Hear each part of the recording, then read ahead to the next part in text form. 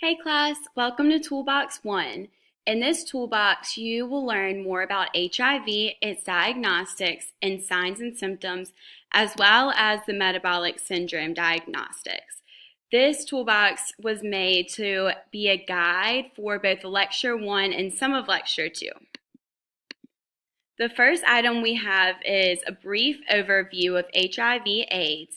This is a video we found on YouTube, and it's a way to help people that learn more visually and with audio. We have another video. This one is shorter than the first, and this just shows the science of HIV and AIDS and what HIV looks like in the body when it's replicating, and as well as the manifestations it has.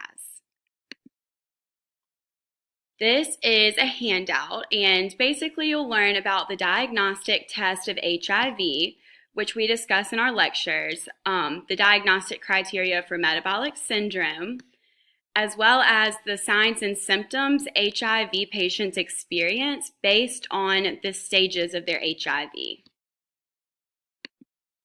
Lastly, there is a handout pertaining to the medications used to manage HIV, and this is very important because of the side effects that these medications have that are often associated with some of the aspects of metabolic syndrome. I hope that this toolbox is helpful for all of you and that you enjoy it.